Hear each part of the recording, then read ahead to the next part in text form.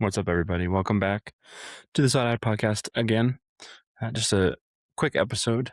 Again, I think I've mentioned this once before. I don't typically post on Sundays, but I wanted to do a special one for this week with it being officially a week post World Cup and share some thoughts and some ideas and concerns and feelings and all of that about the World Cup in general. And um, yeah, just some thoughts on all that. But before we get into the episode itself, of course, wanted to give a big shout out to Steadfast again. This stuff is fantastic. Really, really, really, really good. That has kept me going all day today. It's been a long day. But anyways, yeah, just wanted to give you a little preview, give a little shout out to them, and then now we'll get into the episode.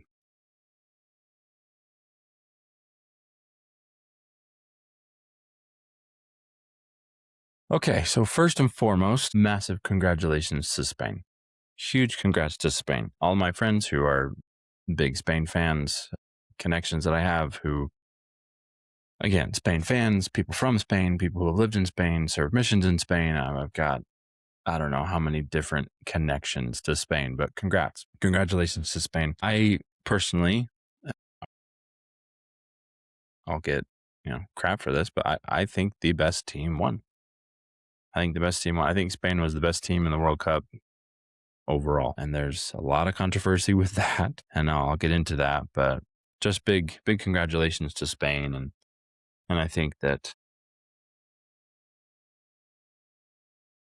yeah, I think the best team won. So let's just jump in. Huh? So massive controversies during the World Cup, after the World Cup, since the World Cup.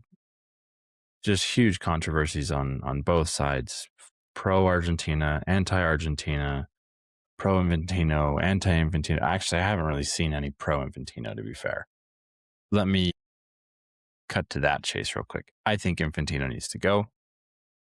I think the integrity of the international game is no longer safe as long as he is the president of FIFA.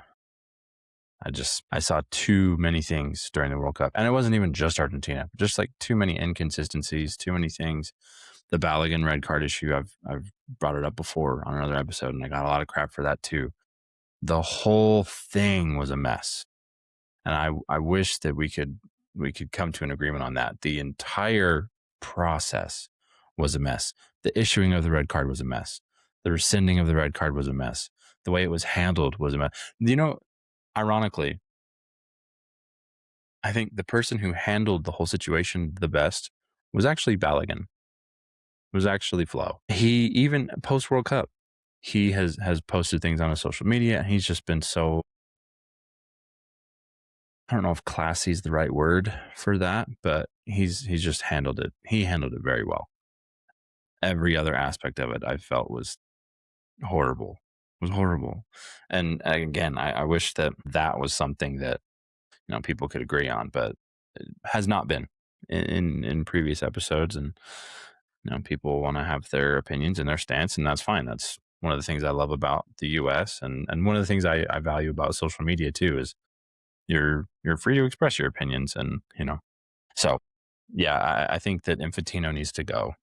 He needs to go, because as long as he's there, the integrity of the game will constantly be in question, for me at least.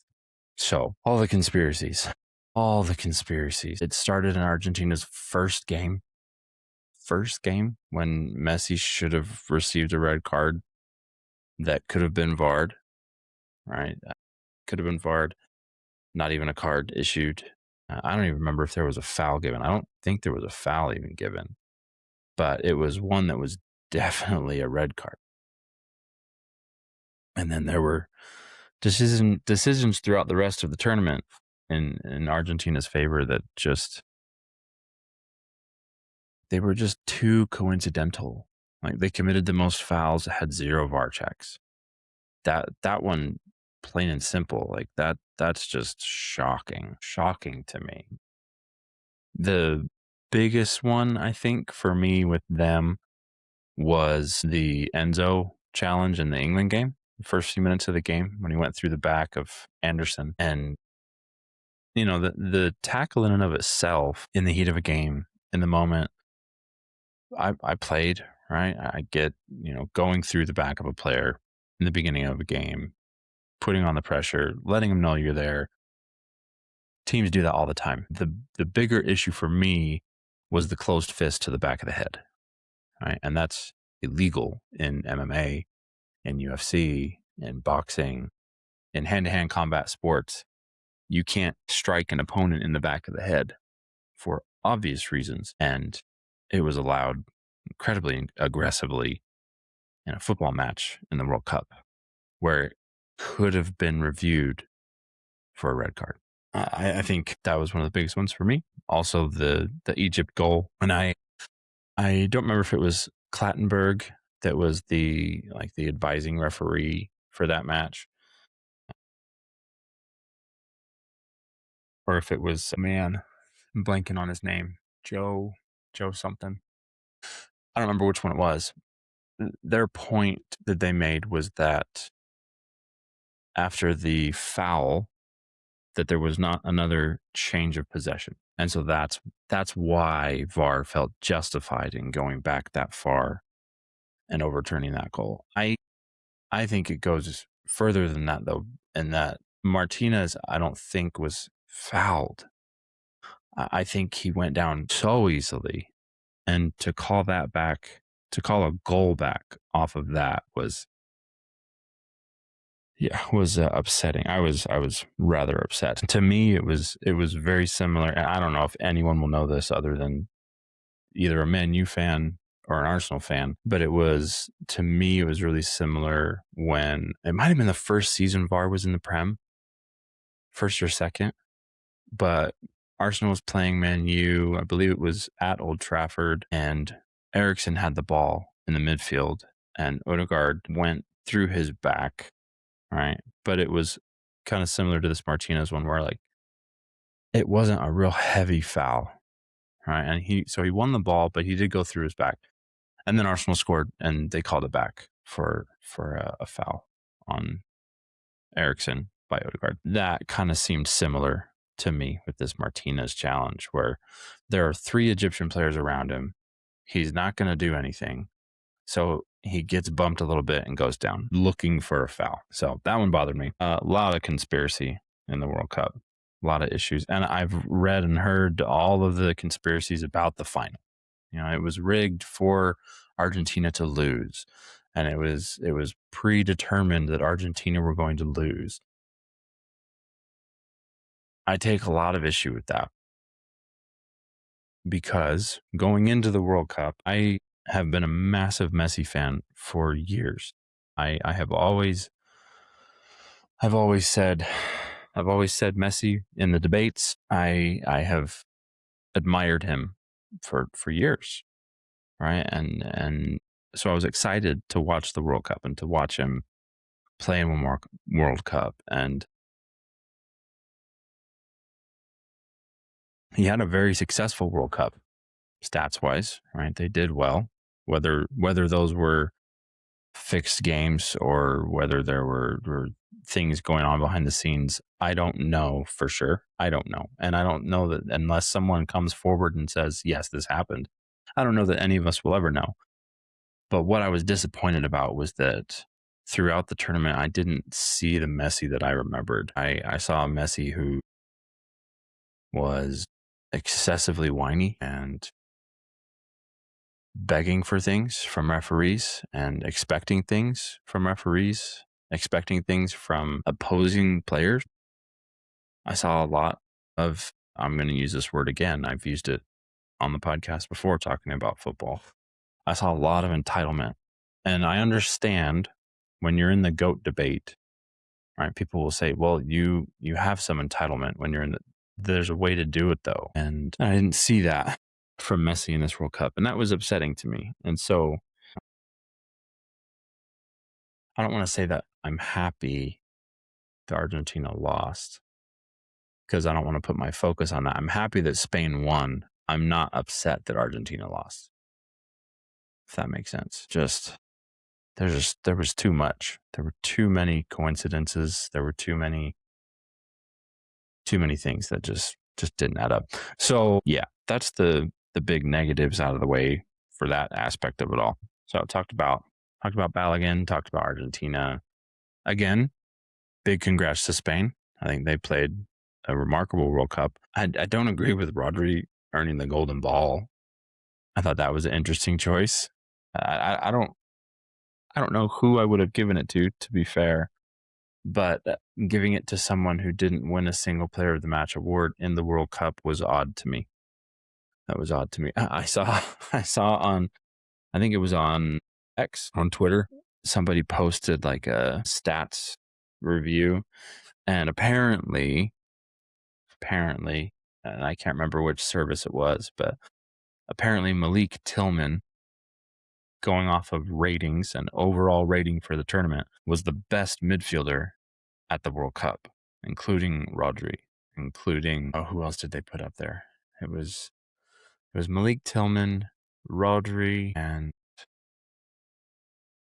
I can't remember who the third one was. But like, I'm a massive Malik Tillman fan. I think that's been very clear in my previous episodes and posts that I've done pre-World Cup, during World Cup. I'm a massive Malik Tillman fan. I think he needs to be personally, like, he and Weston need to be the only two locked midfielders that we have for a while, in my opinion, based off of the World Cup.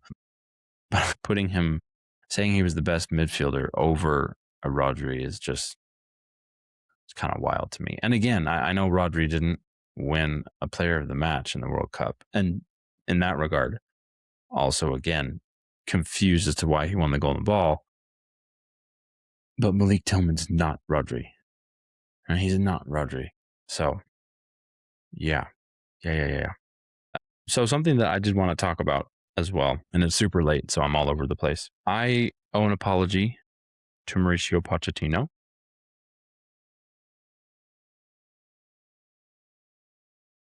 And I'm sure that I'll get some flack for this as well, but that's fine. I'll take it. When the World Cup roster was announced, I posted my most watched videos discussing that roster and those decisions. And something that's really big for me to acknowledge about sports and athletics in general is always the eye test. And the eye test will always be more telling, in my opinion, than film, than watching a game on TV. The eye test is always going to be better. So I want to be very clear. I stand by what I said when it comes to Tanner Tessman. I think Tanner should have been there. I think Tanner would have helped. I stand by what I said about Cameron Carter-Vickers. I think he should have been there. I think he would have helped. And I think Yunus Musa should have been there. I don't know if or how much he would have helped because he was in poor run of form, right? So I don't know. I don't know how much he would have helped if he was there. But I think Yunus should have been there. The one that I am changing my mind on now is Diego Luna. Now, I still don't think that situation was handled well. I do not agree with how they handled telling Luna he wasn't going, because his play for the national team prior to the World Cup was great. He played very well. He had some really good moments, but I don't agree with how it was handled. I do agree that he shouldn't have gone and that he wouldn't really have helped. And I will explain why. So watching the games pre-World Cup, watching what he was doing, watching how he was playing with the guys, all seemed great. All seemed like, I think there was a general buzz of like, this guy could actually push Christian for a starting position. And I'm not saying that I believed that. I don't think I ever said that. I don't think I ever felt that. But I think there was a little buzz around kind of the US fan base of this kid's unreal, this kid's great. We're so lucky that we got him instead of him coming to Mexico. So we're in Utah now. We're in Orem, which is about 45 minutes from. Well, it's not called Rio Tinto anymore. It's like America First Field now, or something like that, where Real Salt Lake play, where Diego Luna plays. And within the first couple weeks, I think it was, maybe not that quick, since we've been here, RSL had their exhibition game against Burnley, who were just relegated from the Premier League. And I was on social media the day of the game, and a connection posted they had tickets. So I reached out and I said, hey, how much are you asking for the tickets? They said they're free. And so I was like, oh my gosh. So I told Marissa, I was like, I want to take a new way to his first pro soccer game. And so we figured out how to make it work, and we got up there and watched the game. It was a great time. Loved taking him to that. It was really fun. He had a great time. RSL do a really, really good job with kids who have special needs. We found out, like, right behind where our seats were, they have a sensory room. And this wasn't what I was going to talk about, but I wanted to give RSL props for how they handle that. They have a sensory room basically right behind where we were sitting, and it's, very simple toys. It's got soundproof walls. It's quiet. So if kids are overwhelmed, they can go up there. And that was really nice. So we actually did go in there for a few minutes, and he kind of calmed down a little bit. It was just too loud in the main part of the stadium. So anyways, RSL does a great job. The pregame with the carnival aspect of it all out front, and again, the sensory room, the accommodations that they provide during the match are fantastic. The crowd is great. The chants are awesome. RSL, well done. America First Field was great. I'd been there once before when it was Rio Tinto for a women's national team game, and I remembered it being pretty cool. But it was great. Match ended 4-1 for RSL. They beat Burnley, who again were just relegated from the Premier League, and there was a group in front of us who they were. I'm not going to say they were wasted. They definitely had been drinking though. And the dad of the group, I'm assuming, the older, not old, but older gentleman, started talking towards the end of the game with kind of the group, saying like, this is great for MLS, and this is great because really we're MLS are beating a team who were just in like one of the best leagues in the world, and if they can beat them, then MLS can beat anybody. And I didn't say anything to him because he was having a good time. He was there with his family. I didn't want to share my opinion on that. But it's great to go to a game when the home team beats a bigger club, right? And I don't think anyone can argue that Burnley is a bigger club than RSL. But it's dangerous for the American soccer fan who might not have as much history or watch as much of the Prem. MLS can't compete with the Premier League. MLS can't compete in the Championship. That's just silly. Anyways, so back to the point I was going to make. One of the reasons that I was really excited to go to the game was to watch Diego Luna and see him in person. And I understand that the World Cup had been going on, and so they hadn't had matches, right? MLS hadn't had actual matches, but the players who weren't playing at the World Cup were still in Salt Lake, and we're still training, and we're still together, and we're still working together. And I don't know. I don't think there were any RSL players at the World Cup. If there were, it wasn't more than a handful at most. So basically, their entire squad were available to train together during the World Cup leading up to this friendly against Burnley. I was not impressed. I was not impressed by the eye test with Diego Luna. And I don't feel like he would have contributed or taken a starting spot from anybody. I really don't. It looked, watching him play, it looked like someone who didn't know what position they were playing, but they wanted to be on the ball all the time. And so if I can give him a really, really over the top comparison, it was almost like watching Harry Kane, how Harry drifts pretty much everywhere on the field throughout the game, right? There are times where he's dropping back between the center backs to get the ball. But Harry Kane does it so well and does it with so much purpose, and everyone else knows how to work around that. With Diego, with Luna, it was like he wanted to be on the ball all the time, and none of the other 9 field players knew how to work off of that. And again, I could almost understand, like, if it had been a true World Cup break, right? Like if he was playing in Europe somewhere and all of his team had been off because it was the off season, and guys were at the World Cup, so even people who were coming back from off season, the team wasn't all together, I could understand. But these guys had been playing and training together continually, and it wasn't like sometimes when I've coached younger kids, like high school age or middle school, kids will get lost on the field sometimes.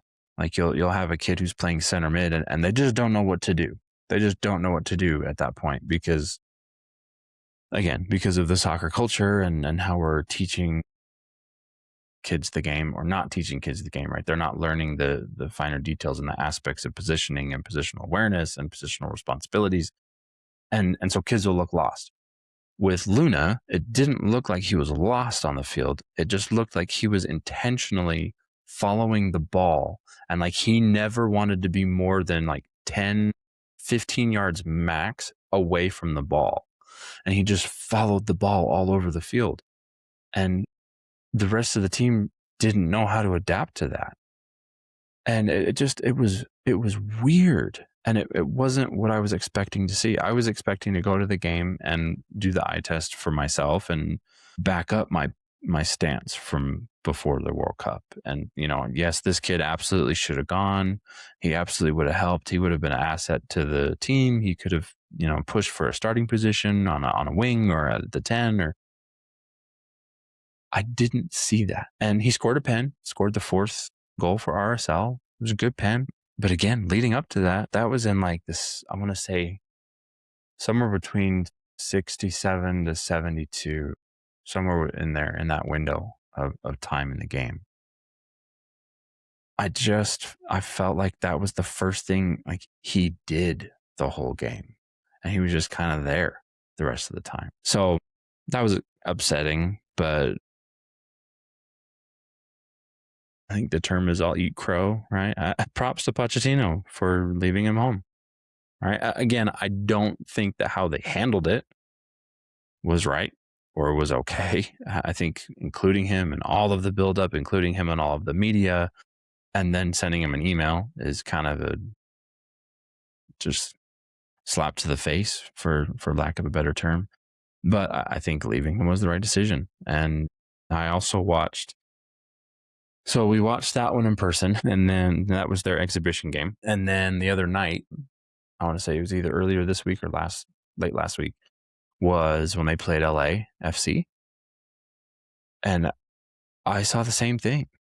After having seen him in person, I saw the same thing again on the screen. And that was concerning to me because my brain was also saying, maybe he's playing against Burnley. He's going up against Kyle Walker, who played center back like 75% of the game, not right back, which was interesting. RSL had a chance over the top within like the first 2 minutes of the game where their 2 center backs just got burnt by the 9. And so they shifted Kyle in kind of like it was almost like an inverted right back, but rather than going to the 6, he inverted into another center back and kind of allowed the other center backs to push wide a little bit. So he would go to right back, and he was playing right back, but then every now and then he'd shift in the center back circle. It was interesting. I hadn't seen that before. So they would shift kind of into a back three out of possession so that they couldn't get beat over the top through the middle anymore. RSL didn't score on that chance, by the way. As a former 9, I was upset about that. And I was never good enough to be a pro. But yeah, you know how the casual fan is. They go to the game and see something, and all of a sudden they're a master of the game. But it was a good chance. I wish he would have finished that. But yeah, I don't think that having Kyle Walker invert was some magic potion, some magic anti-Diego Luna potion. Like Burnley was scattered. They were shook a little bit, and they lost 1-4 against the MLS team. Right? I can't imagine any English side would be happy with that. But yeah, he just wandered the whole game, and there didn't seem to be like intent or purpose with it. Okay, so I used Harry Kane as an example. Let me also use Messi. Okay, because I think if you think about it, Messi and Luna are more similar in terms of like general positioning than Luna and Kane, because Kane's a 9 and Luna is more like a 10/wing. So that's Messi's area, right? One of the things that I've said for years, and I've gotten crap for, but Messi does get a lot of crap for walking a lot. And one of the things I always tell people is that every step that he takes is intentional, and every position he moves into is intentional. And again, going back to what I said earlier, I've felt that for years.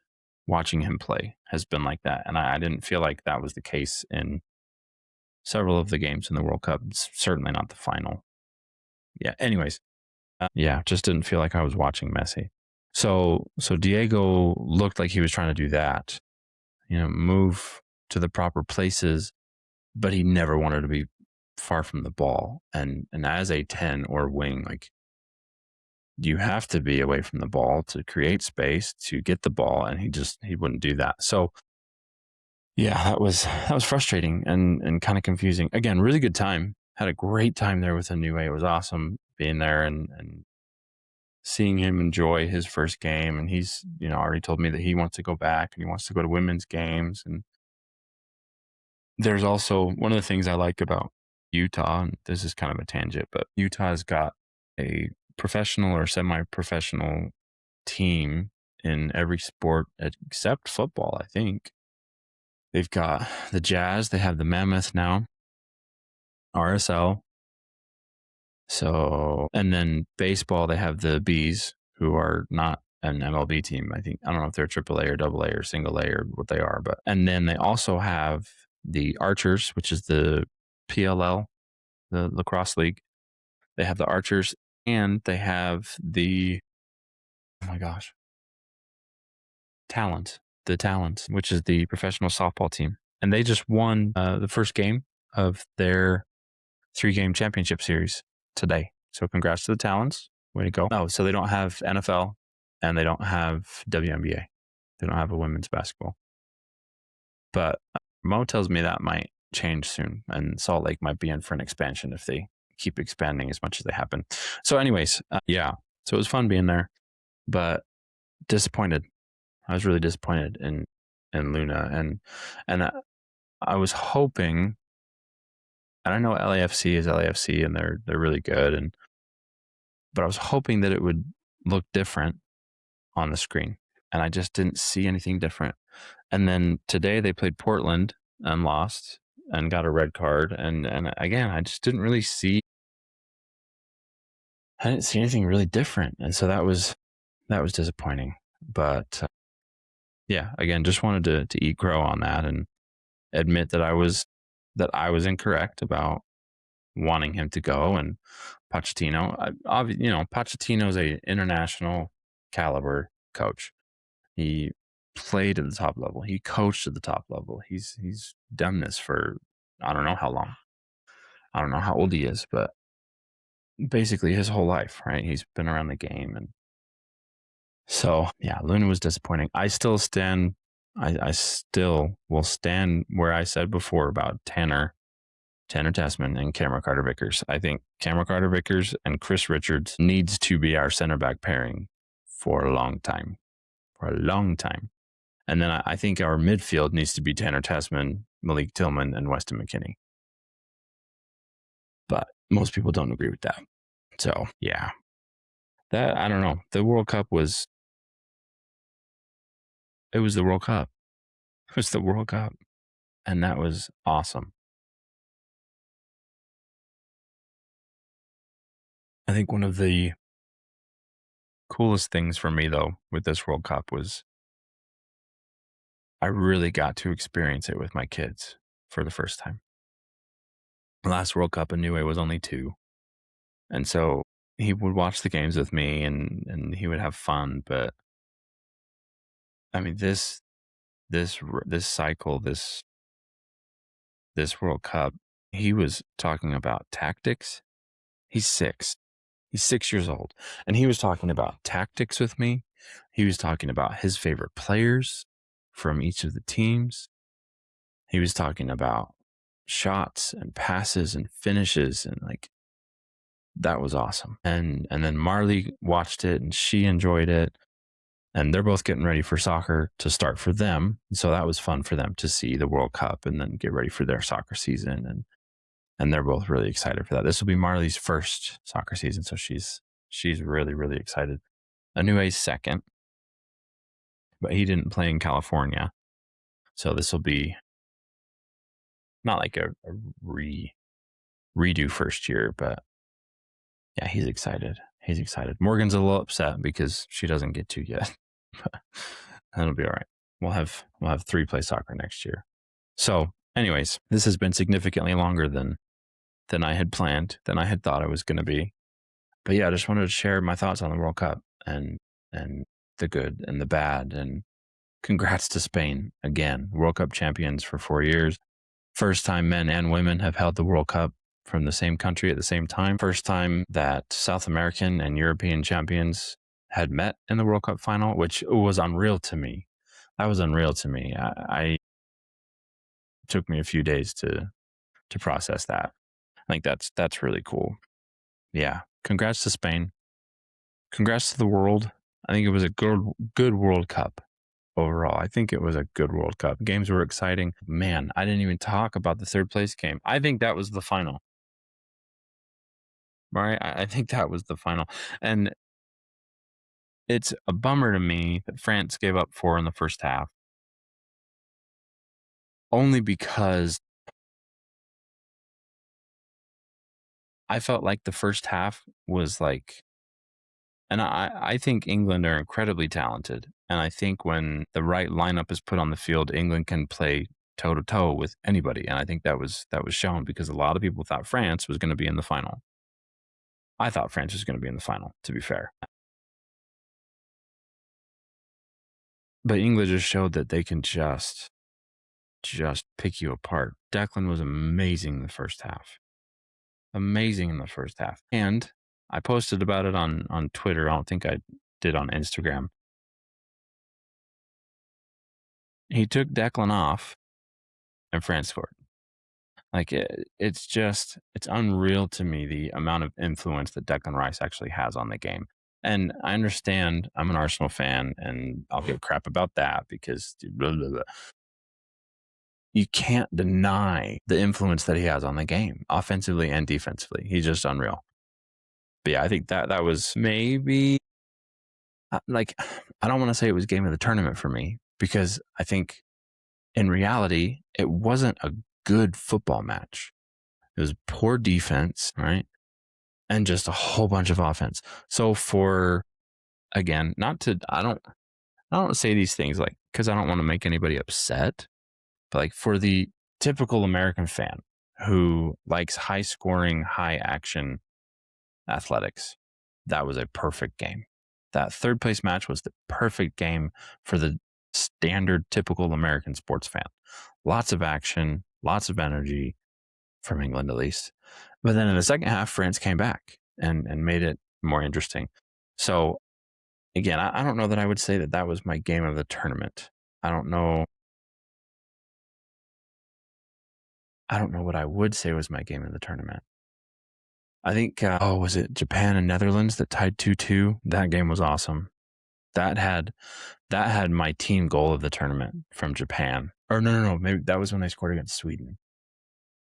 I think Japan's team goal where they it was like pass, through ball, far post finish, just beautiful. And those of you who watched the World Cup, I'm sure will remember that. That was my team goal of the tournament. And then my individual goal of the tournament was, oh my gosh, against Argentina. And I just blanked on his name. The left winger that cut in and shot far post on Martinez. Just absolute stunner of a shot. Absolute stunner of a shot. Cape Verde? I think it was Cape Verde. And Cape Verde. So Cape Verde, they tied Argentina? Are they the team that tied Argentina and tied Spain? It was a good World Cup. And it will be talked about for 4 years. And it will be talked about for, I think, more bad reasons than good reasons. But it's going to be talked about a lot. And I hope that the good ends up outweighing the bad, because it really was it was such an entertaining World Cup. The number of greats that we saw, that we got to see one more time in this World Cup, I think people are underappreciating that because they're overemphasizing all the controversy. I mean, we had Ronaldo and Messi, we had Modric, we had Van Dijk, we had Salah, we had Edin Dzeko, who, you may or may not agree, but he's one of the more well-known nines over the last 15 years. All right. In world football, you know who Edin Dzeko is. Who else? Manuel Neuer, Kevin De Bruyne, Granit Xhaka. Just there's so many. Casemiro, probably not going to another World Cup. Neymar, probably not going to another World Cup. Even Marquinhos, probably not. Harry Kane, doubts on that. I think Harry Kane will still be playing in 4 years, but I don't think he'll be at World Cup level anymore. There were a lot of greats in this World Cup, and I think we need to maybe take a step back from the controversy for a while and just appreciate what we got to see and who we got to see. So, like I said, that's my thoughts on the World Cup this year. That's what I wanted to talk about. And again, this was much, much longer than I thought it was going to be. I thought it was going to be in here for 15, 20 minutes, but it is what it is. I've noticed that I've started to get a bit more comfortable in front of the camera, and the podcast, the guest features themselves are going quite a bit longer now, and I'm enjoying it. I'm enjoying that. I have some really exciting episodes coming up. Lots of awesome guests this week, next week. And it's just been a good time. As always, right, another shout out real quick to my first sponsor, Steadfast, Utah company. They're fantastic. Got to go see Noah at the local farmers market the other day. They're out and about. It's one thing that I like about them too. They're not just pushing their cans, right? They're actually out and about, and they're meeting people, and they're selling more than just energy drinks. They have merchandise. They have supplements on their website. So big shout out to Steadfast. That got me through the day. Today for sure. But been a good World Cup. Really sad it's going to be another 4 years. And I'm really excited for the episode on Wednesday this week, and hope you guys enjoy it. If anyone, again, wants to be on the podcast, comment, post, shoot me a message, whatever you want to do. I'm pretty easy to get a hold of. So let me know. And I look forward to talking with you guys and hearing your thoughts on all this.